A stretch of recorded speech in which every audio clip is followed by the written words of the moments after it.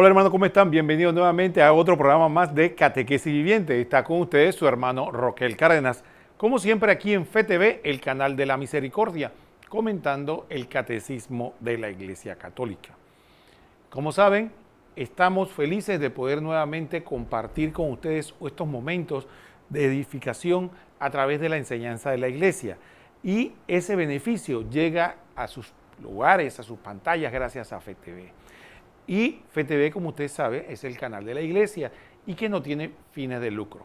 Nosotros estamos acá contribuyendo de alguna manera, igual que muchos voluntarios, para que la palabra de Dios a través de este medio llegue a todos ustedes. Pero, como saben, el Evangelio es gratis. Dad gratis lo que recibieron gratis. Sin embargo, el hecho de hacérselo llegar a ustedes a través de este medio tiene su costo. Tiene su costo porque tiene diversos sitios de transmisión, tiene costo de energía eléctrica, comunicaciones, mantenimiento, compra de equipo, pago de salarios para las personas que trabajan acá, mantenimiento de la infraestructura y tantas otras cosas que son tan necesarias. Y efectivamente, entonces necesitamos en todos los sentidos el apoyo de ustedes.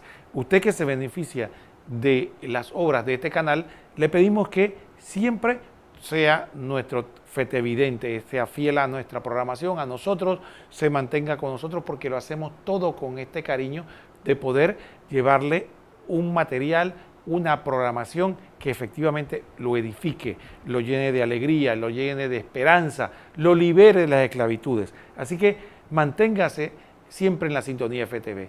Otro consejo que le podemos dar definitivamente es el siguiente, de que también como buenos católicos sabemos que sin Dios no podemos hacer nada y un medio específico y efectivo para llevar adelante las obras, sobre todo cuando pretendemos servirle en la evangelización, es la oración.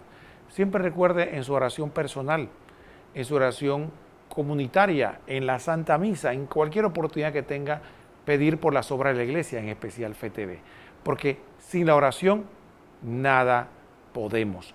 Y es indispensable, y eso es un consejo también para nuestra vida personal. Recordemos siempre que en la mayoría de las ocasiones es poco lo que oramos. Tenemos cada vez que esforzarnos por dedicar más tiempo a la oración.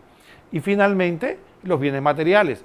Como ustedes saben, acá en FTV tenemos varios medios por el cual usted puede hacer llegar su donativo. Tenemos 3 bancos y 3 cuentas.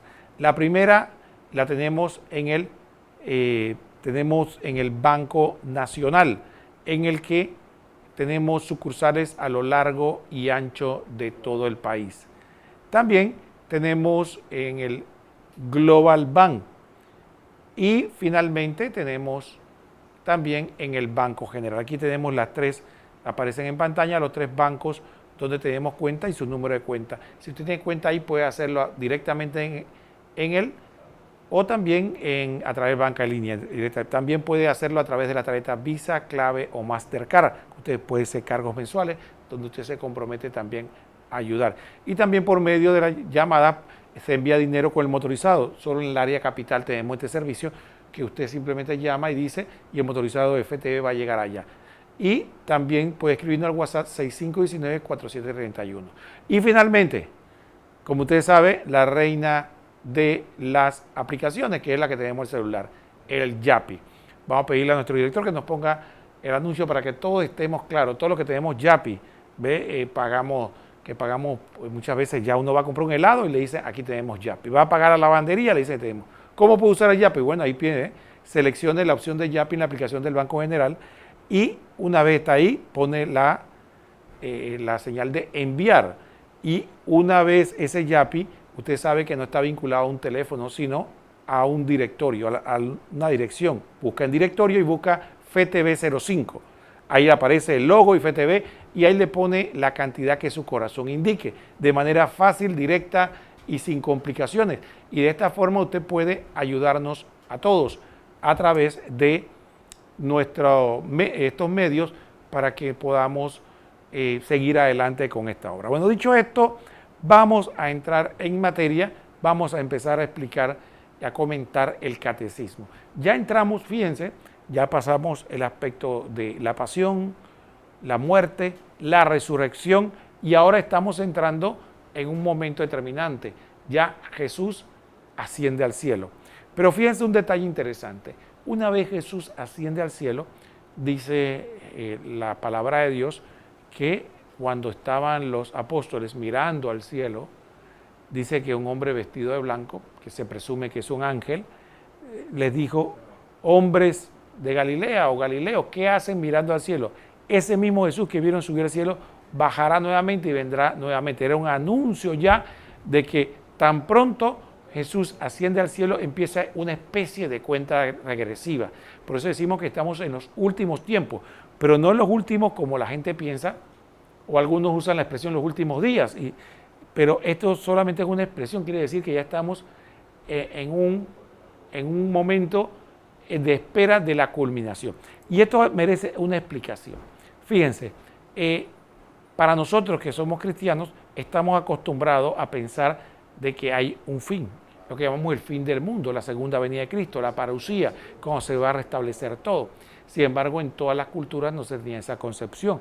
Había personas que creían efectivamente que el mundo o el tiempo o la creación sufría un ciclo infinito y que nunca se iba a acabar, de comienzos y términos infinitos.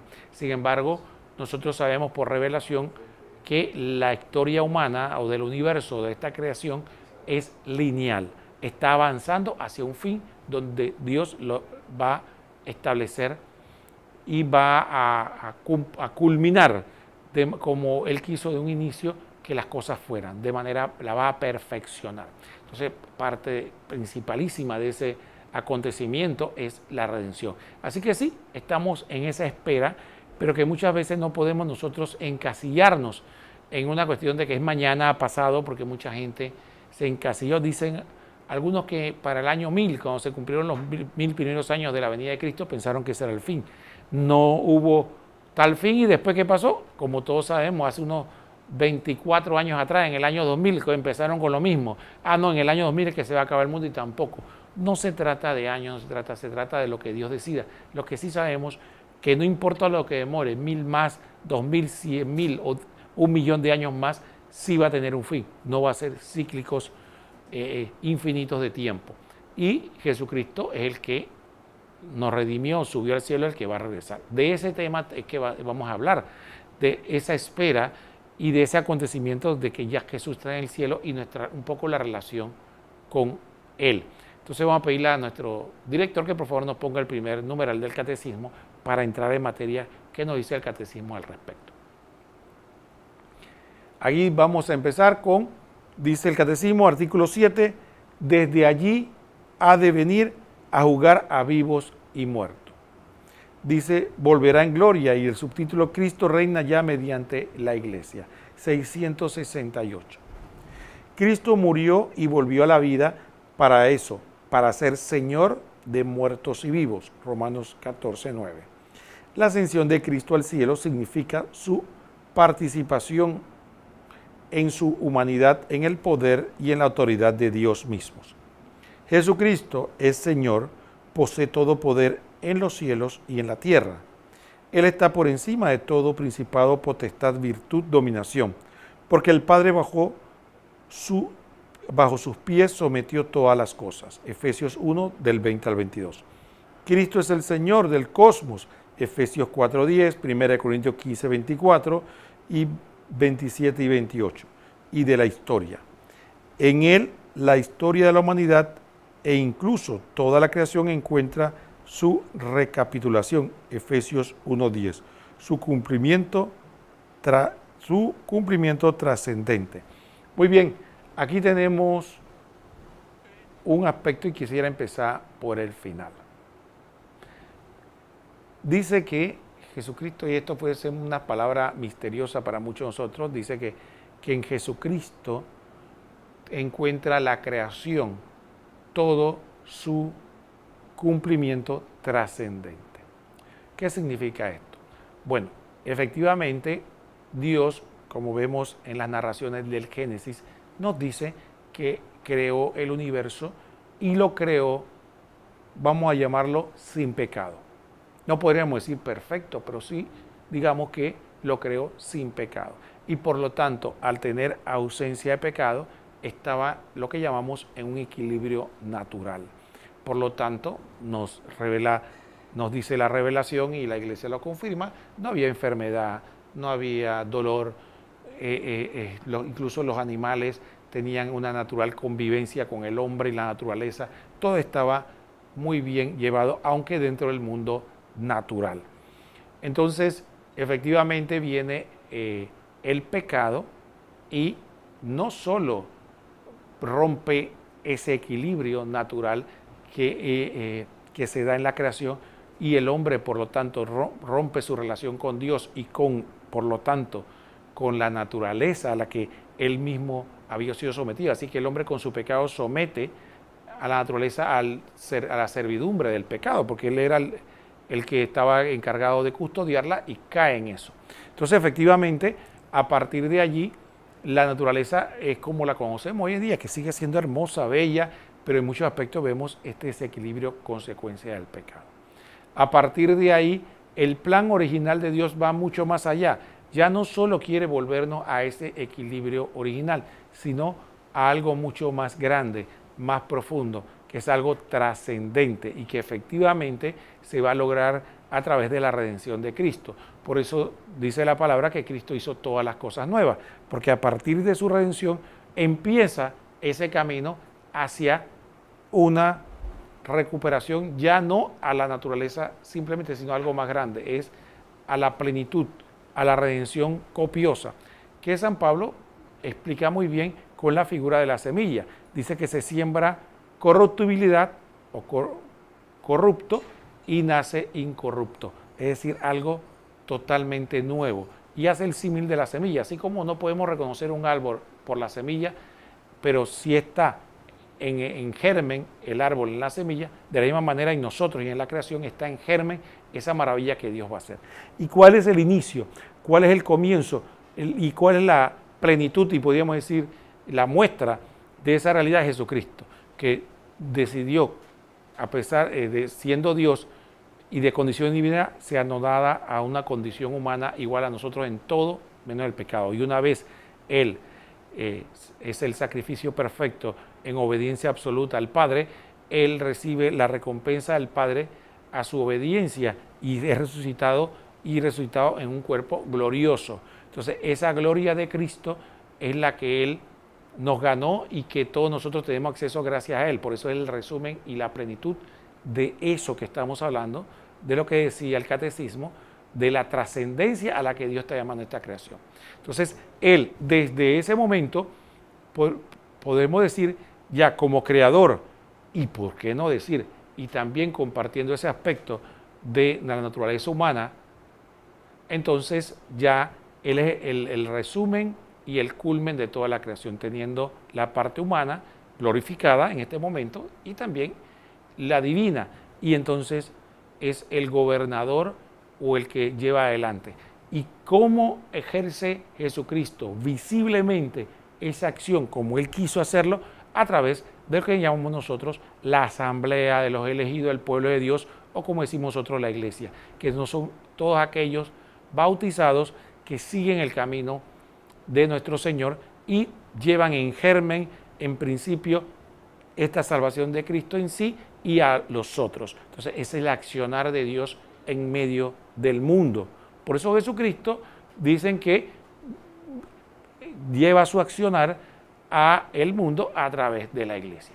Dicho esto, vamos a hacer la primera pausa del programa y después continuamos hablando de este interesante tema.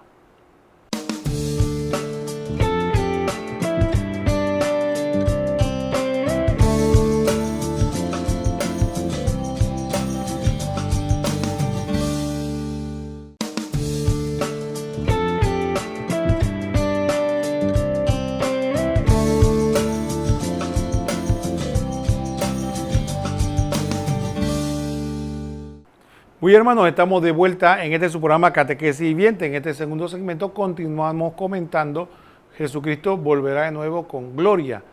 Entonces, y estuvimos hablando un poco del concepto de lo que nos decía el primer numeral 668 sobre cómo Jesucristo es la plenitud de la creación esta, la trascendencia futura de la creación y cómo actúa a través de la iglesia en medio del mundo. Ahora vamos a pedir a nuestro director que nos ponga el siguiente numeral 669, que nos dice el catecismo sobre este interesante tema.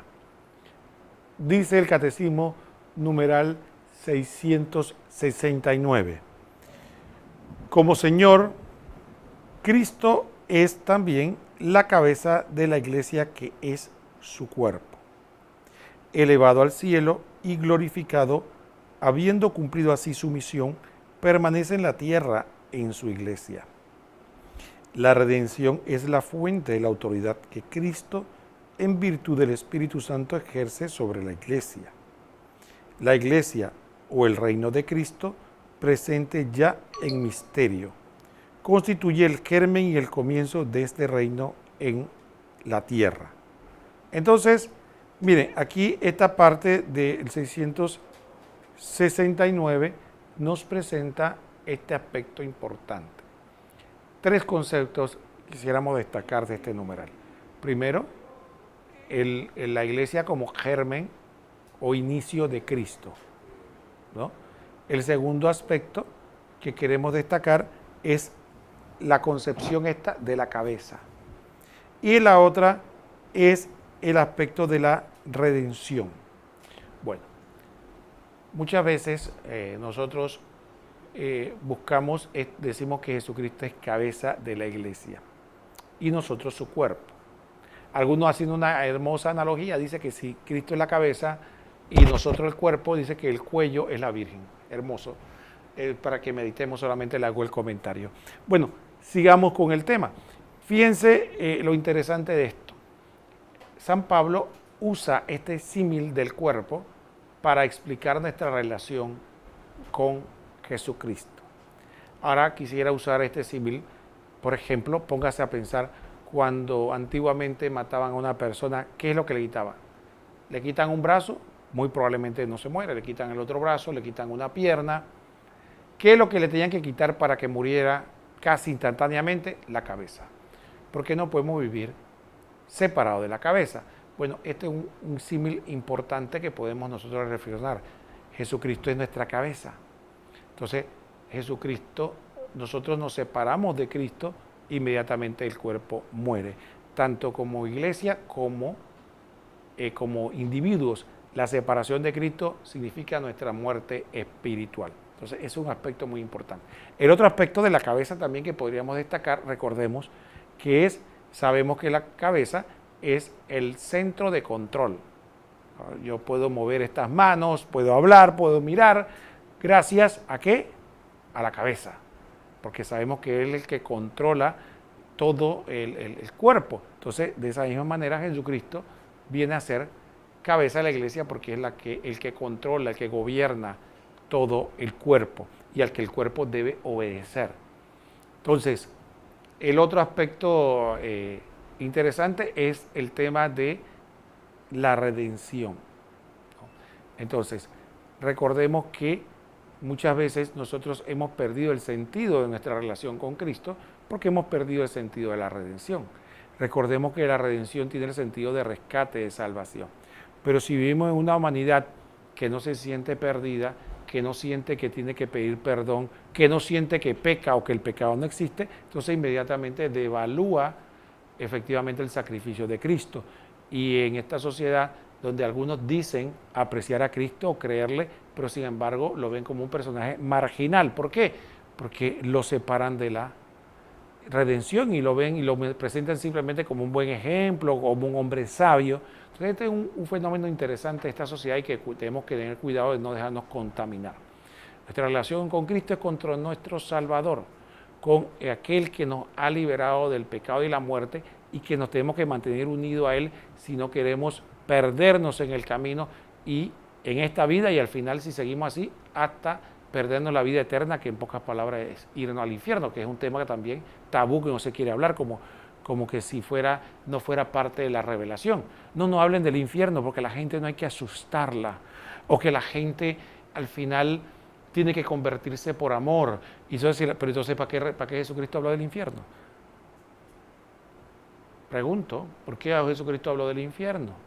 ¿Por qué habló de por ejemplo, el Lázaro dijo que el Epulón se fue para el infierno. No, porque iba a asustar a la gente y después no iban a convertirse por amor. Entonces sí, hay gente que cree que sabe más que Jesucristo. No, hay que hablar de la revelación completa. Evidentemente, no hay que pasarse hablando del infierno, ni está diciéndole a todo el mundo que se va para el infierno, pero sí es parte de la revelación y hay que hablar. Y entonces, si la pregunta sería, si Jesucristo nos salvó, ¿de qué nos salvó? Pregúntese. Del pecado y la muerte. Pero si entonces, si la gente se sigue muriendo, ¿de qué muerte nos salvó Cristo? Si la gente sigue muriéndose, buenos y malos, redimidos o no, se siguen muriendo. Entonces, ¿de qué muerte? De la muerte eterna, o sea, el infierno. Entonces, ahí, si usted saca el infierno de la ecuación, pierde sentido la redención. Ay, me salió hasta en rima. Muy bien, sigamos. Entonces, hablando de la redención, también tiene un aspecto interesante y es el hecho de la iglesia como medio o sacramento de salvación. Sacramento, recordemos, signo visible que transmite la gracia. Entonces la iglesia es el signo visible dentro de la humanidad que nos lleva a la gracia de Cristo, la salvación. ¿Cómo yo me puedo apropiar de los frutos de la redención de Cristo, que murió hace tantos años atrás, 2000 o más de años atrás? ¿Cómo yo me puedo apropiar de eso? A través de la iglesia, que es la que administra este tesoro y nos los ofrece cuando somos miembros de ellos, específicamente en los sacramentos. Entonces, sí, importante que tengamos este aspecto claro, cómo Jesucristo actúa en medio de su iglesia para nosotros. Por eso la iglesia es tan importante como semilla de Cristo aquí en medio del mundo, fundamental. ¿Y por qué semilla? Porque efectivamente no es más que un inicio pequeño, como la semilla de mostaza. Si algún día tiene dudas, busque en internet una semilla de mostaza, vea el tamaño, para que sepa de qué se habla. Una semilla de mostaza. Entonces, como semilla de mostaza, en medio del mundo, como principio de salvación, para mostrar lo que será y lo que Dios quiere hacer con nosotros. Vamos a pedir el siguiente numeral, el 669, que nos habla sobre este tema de Cristo ya en el cielo. Dice el catecismo en el 670, dice: desde la ascensión, el designio de Dios ha entrado en su consumación. Estamos ya en la última hora. El final de la historia ha llegado ya a nosotros y la renovación del mundo está ya decidida de manera irrevocable e incluso de alguna manera real, está ya por anticipado en este mundo.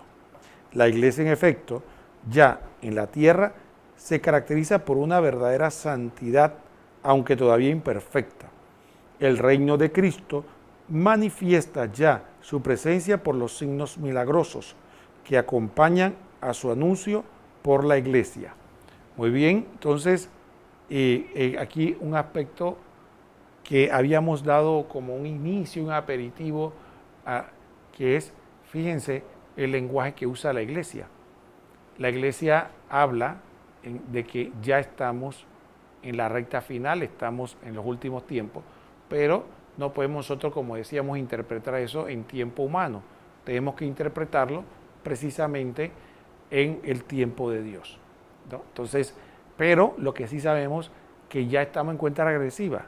Pónganse a pensar, si yo le diré a ustedes que falta 1.000.000 de años para la segunda venida de Cristo, es muchísimo tiempo, pero estamos en cuenta regresiva. De mucho tiempo para un humano que vive, si acaso, 90 años, claro que es mucho, pero en términos generales, en cuanto incluso a la misma tierra, la creación, estamos en cuenta regresiva y va avanzando cada año es menos y menos y menos, y vamos a llegar a un final. Ya no es lo mismo que diga que de aquí al infinito o de aquí a que nunca se acabe. Entonces sí estamos en una cuenta regresiva.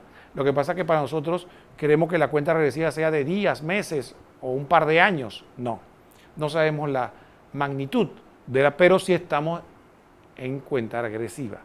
Pero eso también es apreciable para nuestra vida. Eso es un llamado para nosotros, porque También nosotros, como seres humanos, en nuestra vida terrena estamos en cuenta regresiva y muchas veces no nos damos cuenta. Estamos cada vez caminando hacia el final. Igual que pasa con la segunda venida de Cristo, no sabemos cuándo, pero sí estamos en cuenta regresiva. Pregúntese, ¿cuánto tiempo usted va a vivir más? Póngale una cifra. 1 año, 5 años, 50 años, 60, 70, 80 años más. No importa la cifra que usted ponga, pero está en cuenta regresiva. Cada año es una moneda menos. Alguien hacía la siguiente analogía. Decía que la vida era como si Dios nos hubiera dado una vasija con, digamos, una cantidad de 80 monedas. Y pregúntese, ¿cuántas monedas de las 80 ha usado usted hoy? Perdón, ha usado hasta ahora. Alguno dirá 25, otro dirá 30, otro dirá 40. Entonces, ¿cuántas monedas le quedan? 40, 30, 20, algunos 10. Pero muchas veces se nos está acabando la moneda en nuestra cara y no nos podemos pensar qué va a pasar cuando se acaben las monedas. Esa analogía que nos sirva para entrar en esa conciencia de que la cuenta regresiva es aplicable a la creación, pero a nosotros también. Y que estamos, igual que la humanidad, igual que la creación, va a tener que darle cuenta a Cristo, a quien fue que Él nos redimió, cada uno de nosotros también. Vamos a tener que ir a dar cuenta a Jesucristo del bien o del mal que hicimos. Entonces, sí, no es una cuestión de quien cree. Miren, hay personas que se engañan a sí mismas. Piensan que si no van a la iglesia, si no participan, si no leen la Biblia, si se mantienen alejados, para ellos el juicio no va a ser, como que si el juicio va a ser solamente para la gente que va a la iglesia, o que si le van a pedir cuenta solamente a la gente que va a la iglesia o conoce la Escritura, y que para el resto va a haber una especie de no juicio o no, a todos nos van a juzgar. Usted crea o no crea, vaya a la iglesia o no, santo y pecador, conocedor de la Biblia o no, a todos nos van a juzgar. ¿Y saben qué? El examen va a ser igual para todos. Algunos le van a poner un grado de dificultad más porque tal vez le dieron un poco más de clase, tal vez tuvo más tiempo para estudiar, tal vez tuvo más recursos, más libros. Entonces, el examen va a tener un poquito más de dificultad para aquello, porque Jesucristo dijo, al que más se le dio, más se le exigirá. Pero en términos generales, el examen es el mismo. No crea que para la persona que es devota, que va a la misa, que participa en todo, que se confiesa, que le van a poner un examen, y al otro que es pecador, que vivió toda su vida lejos de Dios y sin ley, y murió así, entonces, a él le vamos a poner unas preguntas diferentes, no, la misma. Entonces la pregunta es, ¿estamos preparados para el examen? Ya estamos preparándonos, porque todos vamos a tener que rendir cuenta del tiempo que dimos en esta tierra. Vamos al cambio para ver el último segmento de este interesante tema de que Jesucristo volverá de nuevo aquí a la tierra.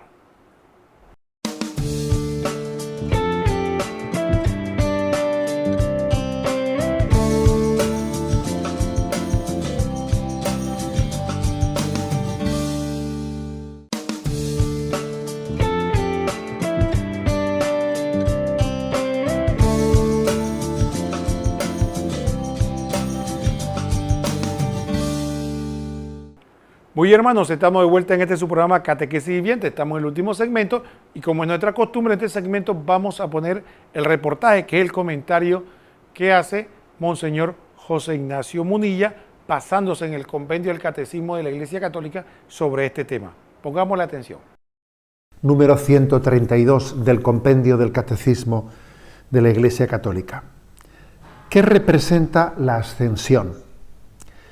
40 días después de haberse mostrado los apóstoles bajo los rasgos de una humanidad ordinaria que velaba su gloria de resucitado, Cristo subió a los cielos y se sentó a la derecha del Padre. Desde entonces el Señor reina con su humanidad en la gloria eterna de Hijo de Dios. Intercede incesantemente ante el Padre en favor nuestro, nos envía su Espíritu y nos da la esperanza de llegar un día junto a Él al lugar que nos tiene preparado.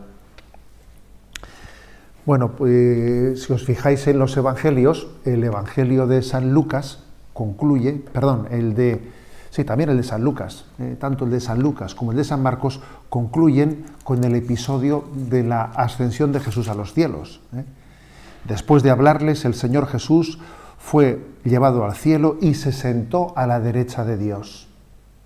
Así también concluye el evangelio de San Lucas y, por cierto, Hechos de los Apóstoles, que es la continuación que es también una obra de San Lucas, comienza Hechos de los Apóstoles narrando la ascensión de Jesucristo a los cielos y el envío del Espíritu Santo.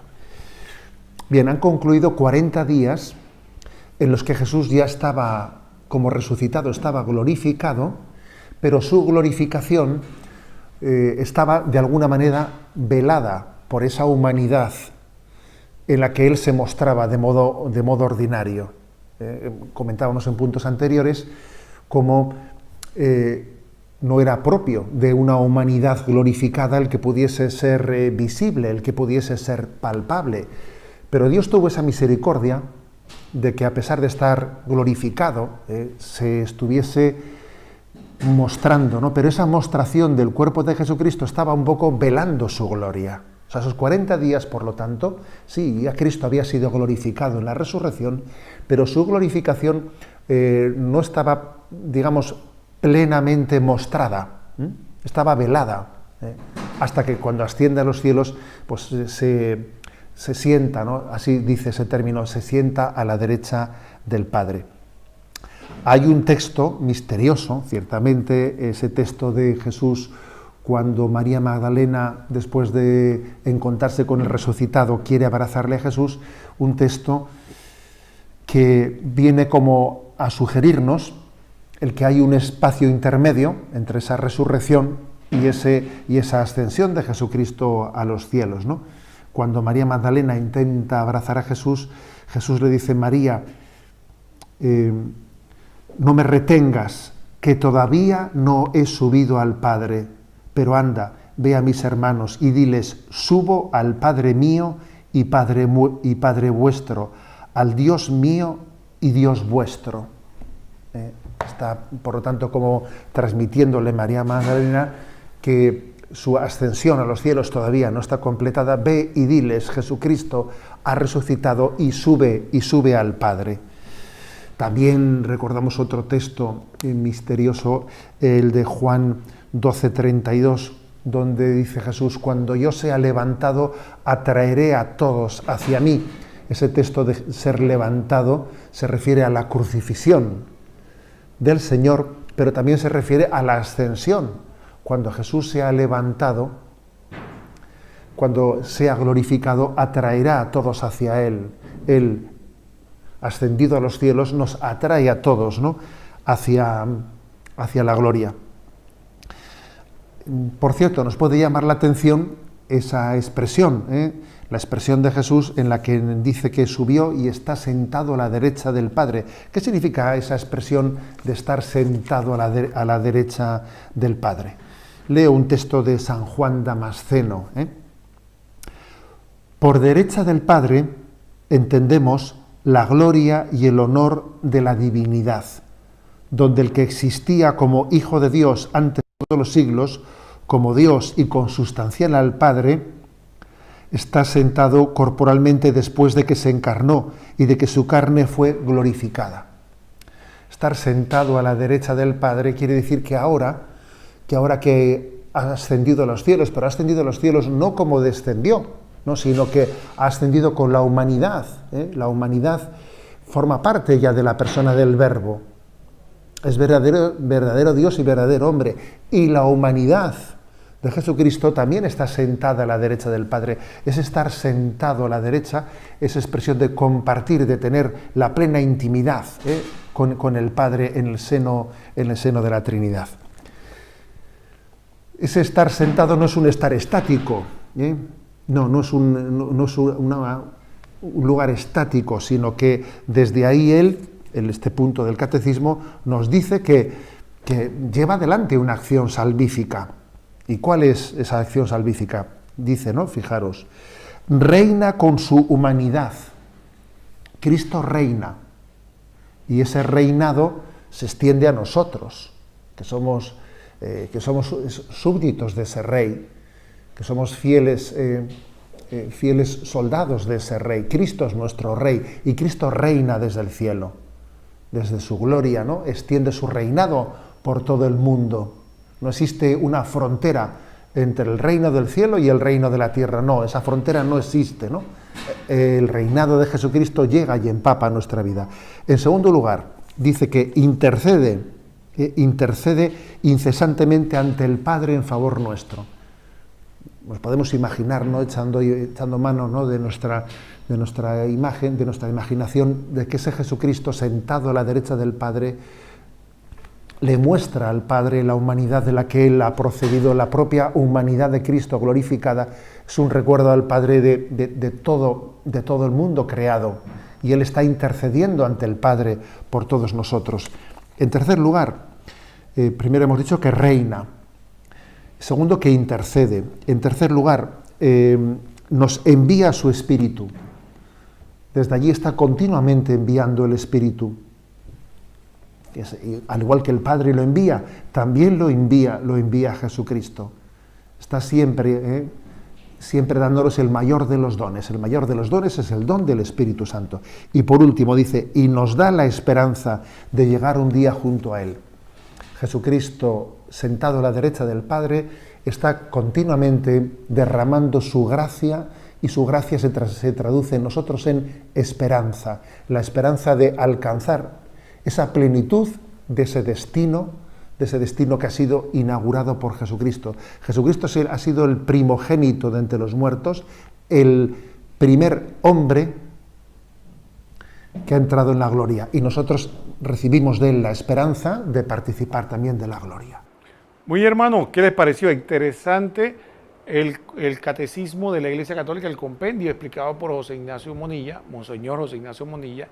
Y ahora, para entrar en materia, nos quedan 2 numerales. Vamos a pedirle a nuestro director que nos ponga el penúltimo numeral que vamos a comentar en este día. Numeral 671, dice así: el reino de Cristo presente ya en su iglesia, sin embargo no está todavía acabado con gran poder y gloria. Con el advenimiento del Rey a la tierra, este reino aún es objeto de los ataques de los poderes del mal, a pesar de que estos poderes hayan sido vencidos en su raíz por la Pascua de Cristo, hasta que todo le haya sido sometido, y mientras no haya nuevos cielos y nueva tierra en la que habita la justicia, la Iglesia peregrina lleva en sus sacramentos e instituciones que pertenecen a este tiempo la imagen de este mundo que pasa. Ella misma vive entre las criaturas que gimen en dolores de parto hasta ahora y que esperan la manifestación de los hijos de Dios. Por esta razón, los cristianos piden, sobre todo en la Eucaristía, que se apresure el retorno de Cristo, cuando suplica, ven Señor Jesús. Muy bien, aquí tenemos este aspecto interesante. Recordemos, anunciamos tu muerte, proclamamos tu resurrección. Ven Señor Jesús, decimos nosotros en la Eucaristía. Entonces sí, Maranatá, ¿no? Que era otro término que se utilizaba en la antigüedad para decir ven Señor Jesús. Ahora, siendo breve sobre lo que estamos hablando, un aspecto importante. Miremos la vida terrena de Cristo. Jesucristo, siendo de condición divina, se encarna y vive en este mundo bajo toda la realidad humana menos el pecado. Y dentro de los seres humanos fue el que más carencias desde el punto de vista material sufrió. También fue el que más desprecio y sufrimiento físico padeció, siendo el Hijo de Dios, Dios hecho carne. Entonces nos mostró un itinerario para llegar a la gloria. Entonces por eso un poco él dice, el que quiere ser mi discípulo, y lo decíamos en el Vía Crucis con frecuencia, el que quiere ser mi discípulo, que tome su cruz y me siga. Y es que decimos nosotros, aquí estoy, Señor, para hacer tu voluntad. Entonces, mientras nosotros tenemos esta vida terrena y nosotros en la iglesia militante, en la iglesia aquí peregrina que está aquí en la tierra, padecemos esta realidad de la humanidad y este camino que tenemos que ver, donde tenemos que lidiar con el sufrimiento, el combate contra el mal personal y el mal de la humanidad, el demonio, nuestro enemigo, y el sufrimiento propio de nuestras limitaciones humanas y demás. Esto tenemos que padecerlo para, igual que en el camino de Cristo, para alcanzar la vida eterna. Y la Iglesia también vive esta realidad sometida de cierta manera aquí, en esta tierra, viviendo, como decía, fíjense, en la vida terrena de Cristo. Entonces, hasta que nos toque a nosotros nuestra Pascua personal, que es ya la muerte y el encuentro con Cristo. Entonces ahí vemos efectivamente eso es lo que nos está llamando a la reflexión, que si bien es cierto, ya hay una victoria garantizada, Cristo, tenemos que saber que tenemos que padecer. Primero, tenemos que pasar por el proceso. Ya la victoria está ganada, pero tenemos que pasar. Es como Jesucristo puso el ejemplo, yo lo matizo un poco.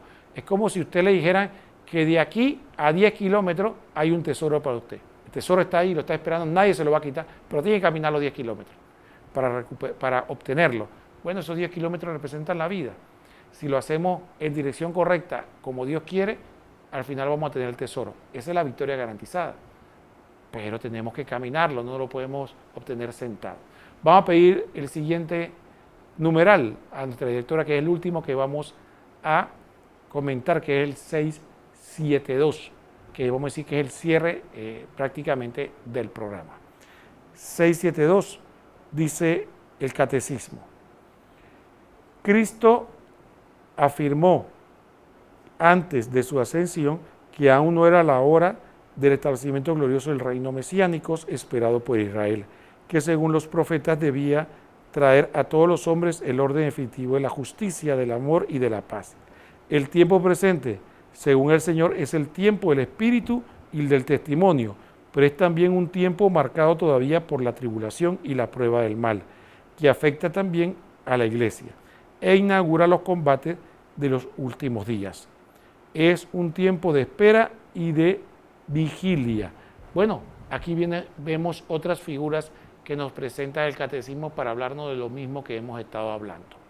Efectivamente, todos los seres humanos hemos aprendido que las cosas que valen la pena merecen esfuerzo.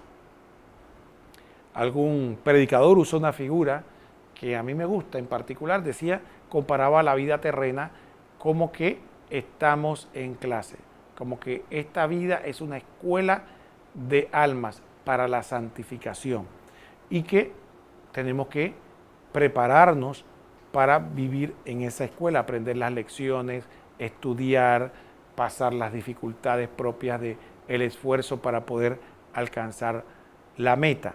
Entonces sí, estamos en un proceso de aprendizaje y purificación.